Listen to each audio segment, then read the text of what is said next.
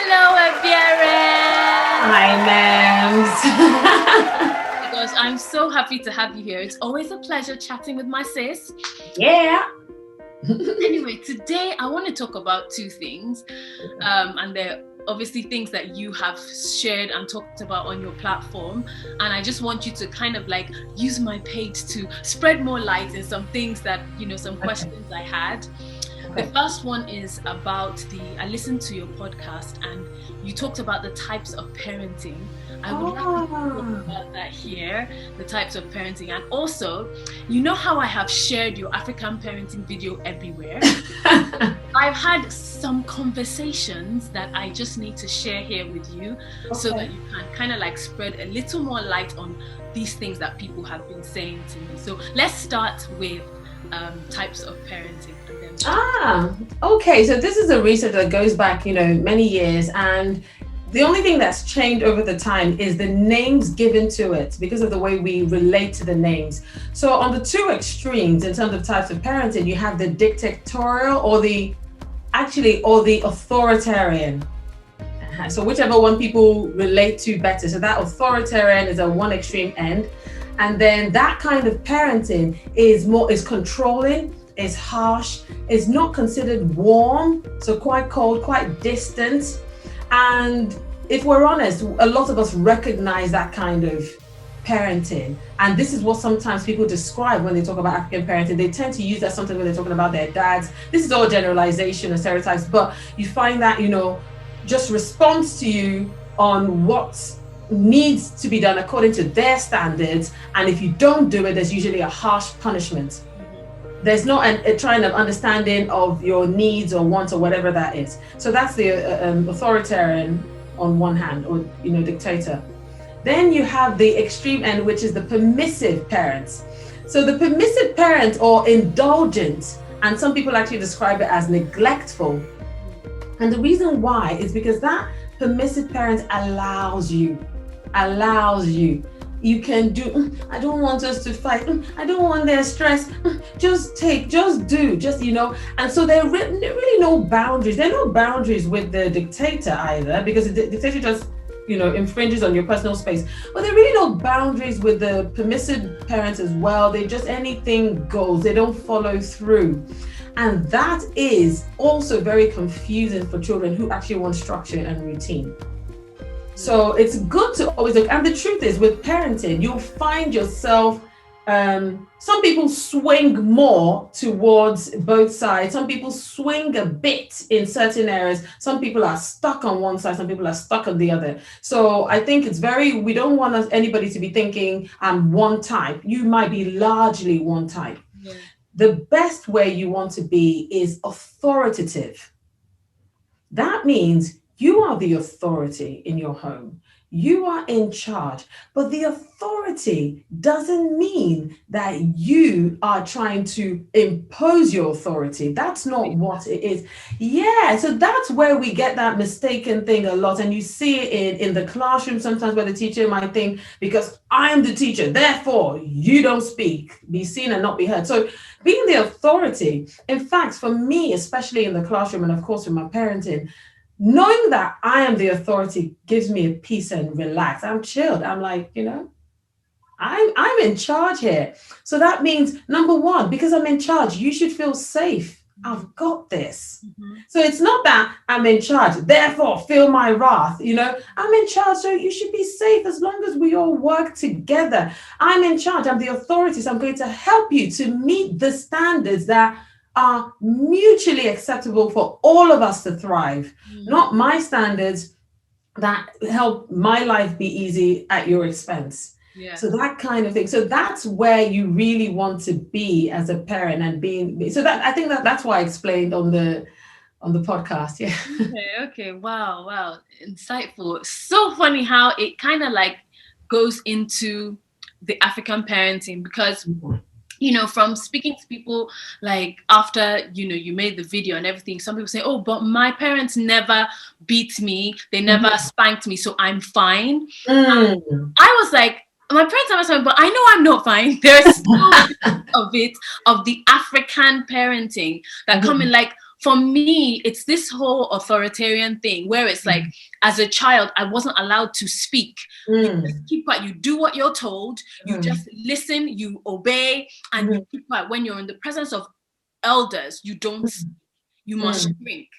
So I kind of like grew up with that thing where anyone in authority, I would shrink and kind of like become this image of myself that, it's not even who I am, because I have this ugly personality, but my personality was lost.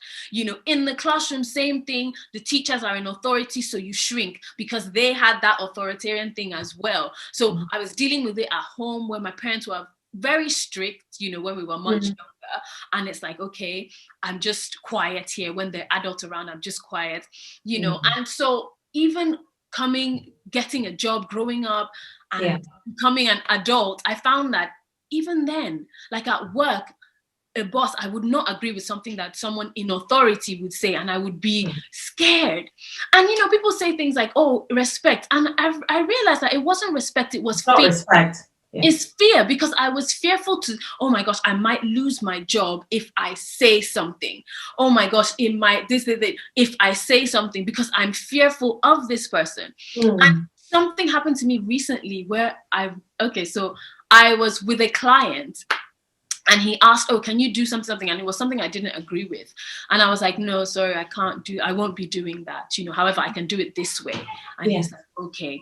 And then it just clicked that me of before, the old me, would have been like, "Oh my gosh, how can I do what he wants me to do in a way that I don't feel so bad about it, because I don't want to say no to this client because I might lose this client." That kind of thinking.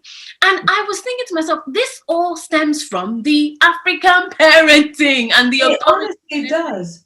It does. It's that fear, and we mistake fear with respect. And it's not the same thing. In fact, I noticed with the students I teach and with my children, I gain a lot of respect from them because I have a relationship. It comes from relationship. And that's where the respect, or what you find is the opposite, is the child that fears you and so takes active effort to deceive you.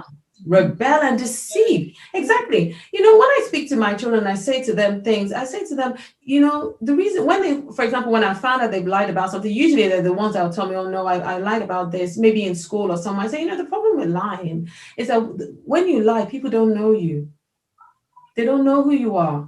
They don't get to know what's really in your heart. So you want to speak up, even if you think that they might not like it. It's better if they get to know, if you want them to get to know you better. And just helping them understand that, opening up to me is so that we can get closer. Don't try and deceive me. And children respond to that. Yeah, it's so amazing because like now where I'm doing one-on-one homeschooling, it's not just with a classroom of children where it's like, okay, you're talking to them and then there's that respect. And now I'm even seeing it with just one child. Yes. Where I'm with this one child and I haven't had to raise my voice. All I do is just prepare the environment and everything else just flows. Like I see her and I'm like, I'm not overwhelmed or, I'm just looking at her. Like, even when she does something, she knows and she looks at me, she's like, "Sorry." I'm like, "Okay, what's the better way we could do it?" And then we talk about it. And then we do, what better choices can we make? And then we have a chat about it. And I'm looking at it and like, I've not had to raise my voice once. And I'm like, this is possible. If only people could see that it's not about authority and dampening someone's spirit. Anyway, so the thing that somebody said to me, that this whole African parenting thing, isn't it taking away from our culture? They were like, isn't it taken away from our culture? Is for our children are well behaved because we are strict, we discipline them, so our children are well behaved. And you know what I said? I said, well behaved what? You are looking at the suppressed child, because there's two ways: they will rebel or they will become suppressed. And that suppressed child is not well behaved. Oh my God, you are limiting them from what they can achieve in life and saying it is well behaved, That's not well behaved. It's not well behaved. And I think that's the misunderstanding. And one thing I struggle with is when we when people try and act like harsh parenting, telling a child not to speak until there's be seen and not be heard, physically hitting the child and all of that, we tie that to our culture. I feel so upset.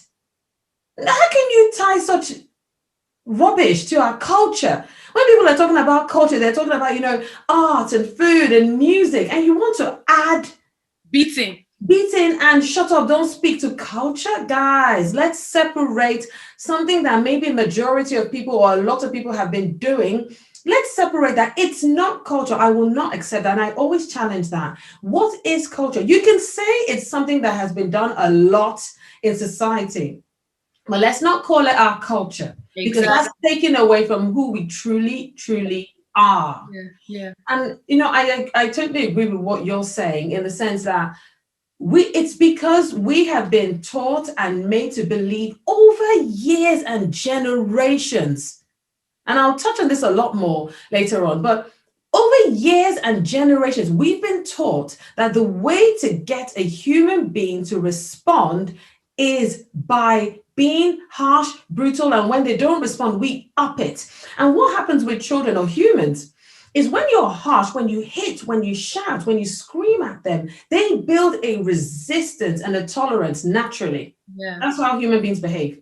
If I come at you long enough and you have no place to run, eventually you'll build a resistance to cope. That's what we do, humans. Yeah. So when that child builds a resistance to cope, you now start saying, this child is even getting hard, and you up the ante. And that's why I said it's a slippery slope. From that thing of you trying to get the child to listen to you, you will always have to increase your beating, increase your voice. And that's the problem. We don't do that. So it's just, and you be saying that the child is being well behaved. They are just developing something called apathy, where they stop caring, because they just feel like they start losing love for themselves, self-worth. They stop caring. They just think, I'm not really good enough. I'm not worthy of being treated any differently. This is what I deserve. And I know that this thing doesn't feel nice, but this is what I deserve. And so this is why, and that's not being well behaved. That's being cold. And a part of them is, let's be honest, dying. And when I say this, that's what's happened to us sitting here. I said this to someone, and I was thinking of you, because it's quite funny, because obviously we grew up practically together and lived together at some point. And I was saying how people would describe one of my strengths as being, if we're honest, a bit cold and a bit stoic. I'm able to just like brush things off and it doesn't really bother me. And they'll say, thank God, that, she can be like that, because things don't bother her as well. But I realized as an adult that thing that people describe as, Ebiere, she's so tough, nothing bothers her. That was a part of me that was emotionally dead. I see. It was a part of me I learned from a young age that emotional need wasn't being met. So I coped by suppressing it and not having any feeling when it came to certain needs, because I did not expect to receive it from the world. That's not a strength.